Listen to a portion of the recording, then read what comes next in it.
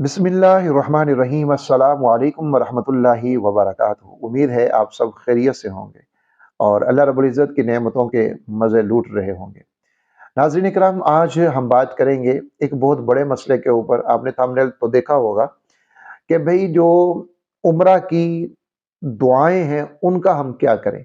बहुत सारे लोग जब वो उम्रा पर जाने लगते हैं, तो वो ये बात ज़रूर पूछते हैं कि मैंने उम्रा की एक किताब ली थी, तो उसके ऊपर तो बड़ी दुआएँ लिखी हुई हैं।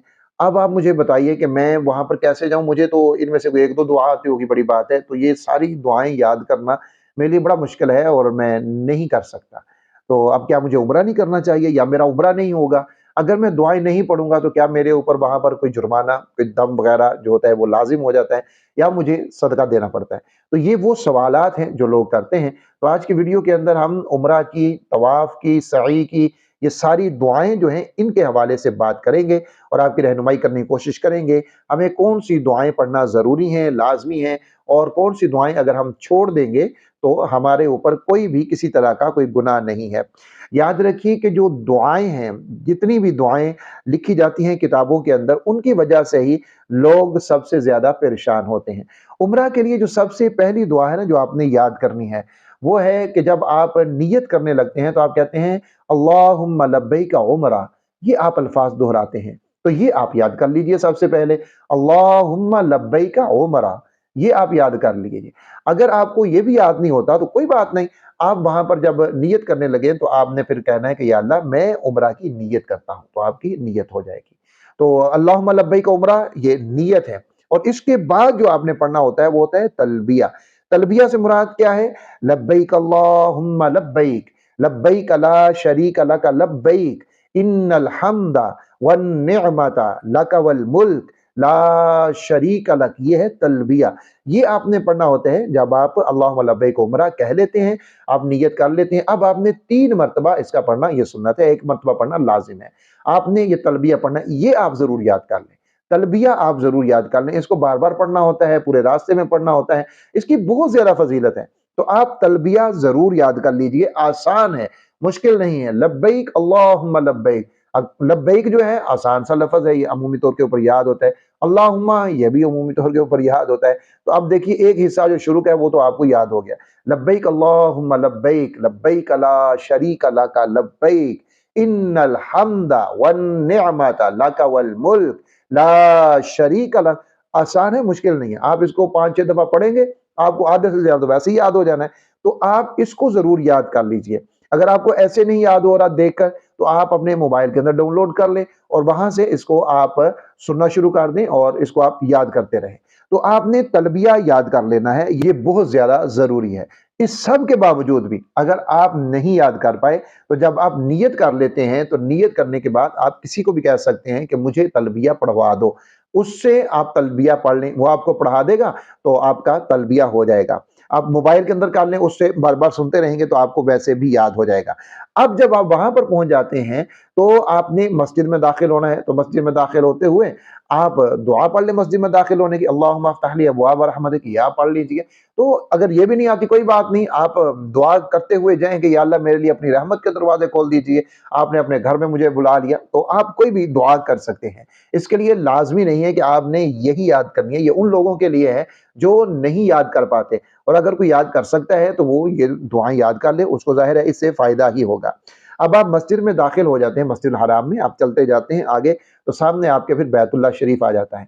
अब बैतुल्लाह को देख के, उसके ऊपर नजर डाल के आप किताबों में देखेंगे, तो अमूमी तौर के ऊपर उस पे भी दुआएं लिखी होती हैं कि आप बैतुल्लाह को देखें, ये दुआ पढ़ें, ये दुआ पढ़ें, ये दुआ पढ़ें। याद रखिए, दुआ जो होती है ना, वो पढ़ने वाली चीज नहीं होती।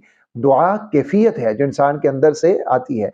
तो आप अगर सिर्फ महज जो लिखी हुई इबारत है उनको पढ़ना शुरू कर देंगे, उसका तर्जुमा आपको नहीं पता, आप उसमें क्या अपने रब से बात कर रहे हैं, क्या मांग रहे हैं, वो आपको नहीं पता, तो उसमें फिर वो मजा नहीं आता, उस तरह से नहीं आता, कि वो कैफियत नहीं बनती। क्योंकि हमें पता नहीं होता कि हमारे अल्फाज जो हमारी जुबान से निकल रहे हैं, इन अल्फाज का माना क्या है, हमें ये नहीं पता होता। तो इसलिए वो कैफियत पैदा नहीं हो पाती। तो आप इसलिए जब मस्जिद में दाखिल होते हैं, तो आप अल्लाह मफ्ताह लिए वो आप पढ़ लीजिए।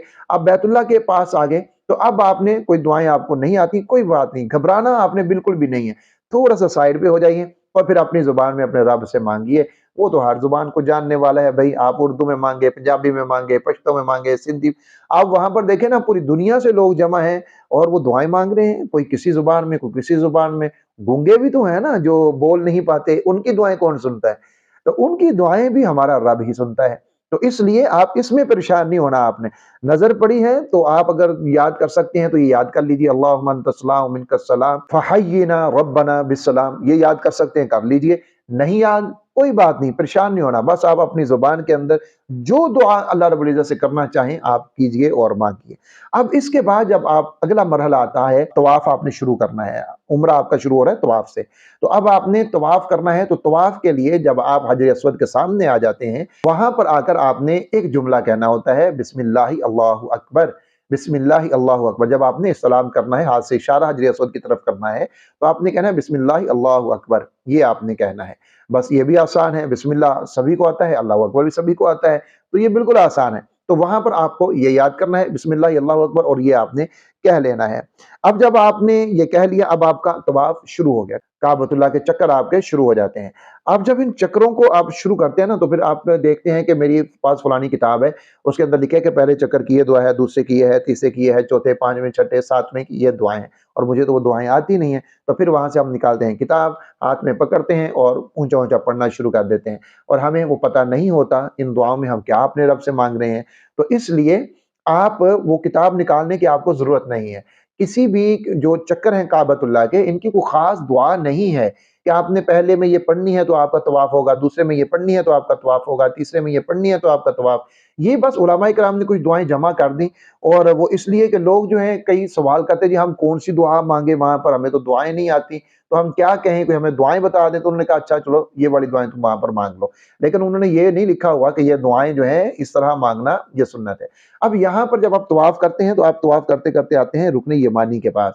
رکن یمانی سے جب آپ حجر اسود کا سفر کرتے ہیں، یہ جو جگہ ہے، یہاں پر ایک دعا مسنون ہے، وہ ہے ربنا آتنا فی الدنیا حسنۃ وفی الآخرۃ حسنۃ وقنا عذاب النار۔ یہ والی دعا بھی عموماً سبھی کو یاد ہوتی ہے، تو آپ یہ دعا یہاں پر پڑھ لیجئے۔ اگر یہ بھی نہیں آتی آپ کو تو آپ کہیے ہمارے رب ہمیں دنیا کی حسنات بھی عطا فرما، آخرت کی عطا فرما، دنیا کی بھلائیاں، دنیا کی خیریں بھی عطا فرما، آخرت کی خیریں بھلائیاں بھی عطا فرما، ہمیں عذاب سے بچا لیجئے، آگ سے بچا لیجئے، اپنی ناراضی سے بچا لیجئے۔ تو اب اپنی زبان کے اندر کوئی بھی دعا یہاں پر آپ مانگ سکتے ہیں، لیکن اگر ان الفاظ سے آپ مانگیں گے جو رسول اللہ صلی اللہ علیہ وسلم نے الفاظ پڑھے، آپ کی زبان مبارک سے جو ادا ہوئے، قرآن مجید کی آیت ہے، اگر اس کو پڑھیں گے تو ظاہر ہے پھر افضل تو یہ چیز ہے، اعلیٰ تو یہی چیز ہے، اور اسی کا زیادہ اجر و ثواب بھی ہے۔ تو کیونکہ قرآن پڑھیں گے تو اس کا اجر اور زیادہ بڑھ جاتا ہے، لیکن یہ نہیں اگر آپ یہ دعا نہیں پڑھیں گے تو آپ کے طواف کے اوپر اثر ہوگا یا آپ کا عمرہ ادا نہیں ہوگا، ایسا بالکل بھی نہیں ہے۔ اس کے بعد آب زمزم آپ نے پینا ہے، تو آب زمزم جو ہے وہ آپ پیجئے، اس وقت بھی جو دعا آپ کرنا چاہیں، جو نیت کرنا چاہیں، آپ اس نیت سے پیجئے، شفا کی نیت سے پیجئے، اللہ رب العزت کی رضا کی نیت سے پیجئے، کسی نیت سے بھی آپ اس کو پی سکتے ہیں۔ اب آپ نے آ جانا ہے صفا مروہ کے اوپر سعی کے لیے۔ سب سے پہلے آپ آتے ہیں صفا کے اوپر، جب آپ صفا کے اوپر آتے ہیں تو وہاں آپ پڑھیے ان الصفا والمروہ من شعائر اللہ ابدأ بما بدأ اللہ بہ، یہ آپ کو یاد ہے تو آپ اس کو پڑھ لیجئے۔ اگر یہ بھی آپ کو یاد نہیں ہے تو کوئی بات نہیں، آپ وہاں پر کعبۃ اللہ کی طرف اپنا رخ پھیر لیں صفا کے اوپر آنے کے بعد، اور اس کے بعد آپ وہاں پر اللہ رب العزت سے دعائیں مانگیے۔ جو بھی دعا آپ مانگنا چاہیں، جو بھی دعا آپ کرنا چاہیں، اپنی زبان میں، اپنے الفاظ میں، آپ وہ دعا وہاں پر اللہ رب العزت کے حضور کیجئے اور خوب گڑ گڑا کر کیجئے۔ جو بھی آپ مانگنا چاہتے ہیں آپ خوب گڑ گڑا کر آپ دعا کیجئے، اور 3 بار اللہ اکبر اللہ اکبر اللہ اکبر کہیے۔ اب آپ نے صفا سے مروہ کی طرف جانا، یہ آپ کی سعی یہاں سے شروع ہوتی ہے، تو اس سعی کے دوران کون سی دعائیں پڑھی جائیں گی؟ آپ ذکر و اذکار کیجئے، سبحان اللہ والحمد للہ ولا الہ الا اللہ واللہ اکبر، سبحان اللہ وبحمدہ سبحان اللہ العظیم، درود شریف پڑھیے، اللہم صلی علی محمد وعلی آل محمد۔ یعنی کوئی بھی ذکر و اذکار جو آپ کو یاد ہیں، استغفار، درود شریف، تسبیح، تحمید، جو آپ کو یاد ہیں، آپ نے یہاں پر صفا سے مروہ جاتے ہوئے، مروہ سے صفا پہ آتے ہوئے آپ نے یہ پڑھتے جانا ہے۔ اب جب آپ مروہ پر پہلی مرتبہ پہنچتے ہیں تو مروہ پر جا کر بھی آپ کعبۃ اللہ کی طرف منہ کر لیجئے، اور وہاں پر بھی آپ اللہ رب العزت سے جو دعا بھی کرنا چاہتے ہیں وہ آپ دعا کیجئے۔ تو آپ نے صفا کے اوپر بھی دعا کرنی ہے، مروہ کے اوپر بھی دعا کرنی ہے، اور اپنی زبان میں اپنی مرضی کے اپنے الفاظ سے دعا کرنی ہے۔ اسی طرح آپ نے سعی کے دوران جو دل چاہے اللہ رب العزت سے مانگتے جائیں، جو ذکر و اذکار دل چاہے، آسان لگے، مزہ آئے، آپ وہ کرتے جائیں۔ اب 7 चक्कर जब आपके पूरे हो जाते हैं ये सफ़ा मरवा के, तो अब अगला काम आता है हलक का। क्या हलक के लिए, कसर के लिए यानी पूरा गंजा होने के लिए, या फिर बालों को एक पोरे के बराबर कटवाने के लिए, क्या इसमें भी कोई दुआ है जो हमें पढ़नी चाहिए? इसमें भी कोई दुआ नहीं है। आप परेशान बिल्कुल नहीं हो, आपने जब सफ़ा मरवा की सई कर ली, अब आप जाइए फटाफट किसी भी हमाम के ऊपर चले जाइए, सैलून के ऊपर चले जाइए, तो वहां पर जाकर आप अपने बालों को कटवा लीजिए, टेंड करवा लें, या फिर एक पोरे के बराबर अपने पूरे सर के बालों को जो है वो कटवा लें। खवातीन खुद भी अपने बाल काट सकती हैं, एक पोरे के बराबर किसी दूसरी खातून से कटवा सकती हैं, अपने महरम मर्द से कटा सकती हैं। तो यहाँ पर कोई दुआ नहीं है कि जो आपके लिए खसूसी हो और आपने पढ़नी हो। जो चीजें बताइए ना उनमें से 3 आप जरूर याद कर लें। एक तो अल्लाहुम्मा लब्बैक उम्रा, ये नियत है उम्रा की, आप याद कर लें। दूसरा तलबिया, वो आपके लिए लाजमी है, वो आप याद कर लें, लब्बैक अल्लाहुम्मा लब्बैक लब्बैक ला शरीक लक लब्बैक। और एक रब्बना आतिना फिद दुनिया हसनतम व फिल आखिरति हसनतम व क़िना अज़ाबन्नार, एक ये दुआ याद कर लें। तो ये सारी चीजें जो मैंने आपको बता दी हैं, ये दुआएं जो मैंने आपको बता दी हैं, ये सारा मैंने आपको बता दिया। अब इसमें बताइए कोई मुश्किल है किसी तरह की? कोशिश थोड़ी सी करके ना, जब आपने जाना है तो जाने से पहले आप कुछ दुआएं, कुरानी दुआएं जो है उनको आप याद कर लें। रब्बी जालनी का आप जो तर्जुमा है इसको आप याद कर लीजिए। ये भी देखिए कितनी खूबसूरत दुआ है इसके अंदर, इसको आप याद कर लीजिए। रब्बना आतिना फिद दुनिया हसना, ये दुआ है तो इसका आप तर्जुमा याद कर लीजिए। और भी दीगर कुरानी दुआएं हैं, रब्बना आतिना मा वअदतना अला रुसुलिका वला तुखज़िना यौमल क़ियामा इन्नका ला तुख़लिफ़ुल मिआद रब्बना ला तुज़िग़ क़ुलूबना बअद इज़ हदैतना व हब लना मिन लदुनका रहमा इन्नका अंतल वहाब। यानी जितनी भी कुरानी दुआएं हैं, आप अगर कोशिश करके उनकी कुछ दुआएं याद कर लें, को 8-10 दुआएं वहां से याद कर लें और उनका तर्जुमा याद कर लें, आपको पता हो कि मैं अब इस दुआ के अंदर अपने रब से क्या मांग रहा हूं। और फिर जब आपको तर्जुमा होगा ना और कुरानी दुआएं आपकी जुबान के ऊपर होंगी, फिर आप वहां पर पढ़ेंगे तो जाहिर है उसका तो एक अपना ही मजा आएगा और उसकी कैफियत भी एक अपनी बन जाएगी। लेकिन आपको ये चीजें नहीं आती, समझ नहीं आ रही, तो फिर किताब के ऊपर पढ़ने की बजाय फिर अपने दिल से जो निकलती है ना बात, वो असल में होती है सबसे ज्यादा। तो अपने दिल से फिर मांगिए अपने रब से जो आपने मांगना है, जिस तरह से मांगना है, तो आप बस मांगते जाइए। खुलासा यह है कि ये जितना भी उम्रे का सफर है ना, और हज का भी इसी तरह है, उसके अंदर भी आप देखें, इसके अंदर भी देखें, तो ज्यादा तो अपने रब से मांगना ही है। अब हुज्जाज जो है वो अरफात के मैदान में जाते हैं 9 जिलहज को, यौम अरफा को, तो वहां पर क्या करना है उन्होंने? कोई काम नहीं है उनको वहां पर करने, उनको खास इबादत नहीं बताई गई कि तुमने अब यहां पर आना है, इतने नफल पढ़ने हैं, इतनी रकअतें पढ़नी, ये कोई चीज ऐसी नहीं बताई गई है। वहां पर क्या है, वहां दुआएं करनी है, अल्लाह से मांगना है। तो उम्रे का सफर हो या हज का सफर हो, ये सफर अल्लाह रब्बुल इज्जत से मांगने के सफर है। तो इसलिए यहां हमने मांगने के लिए जाना है, हम मंगते फकीर बन के जाना है अपने रब के। आप दुआओं के हवाले से बिल्कुल भी परेशान ना हो, जो याद करना चाहें उनको तर्जुमे के साथ याद कर लें। अगर आपके लिए मुश्किल है तो कोई बात नहीं, आप अपनी जुबान के अंदर जो भी अपने रब से मांगेंगे वो आपको इंशाअल्लाह हुआ ताला मिलेगा और आप अपनी जुबान में दुआएं मांग सकते हैं। बस तलबिया को आप जरूर याद कर लीजिए। अपना अपने प्यारों का बहुत सारा ख्याल रखिए। अल्लाह हाफ़िज़।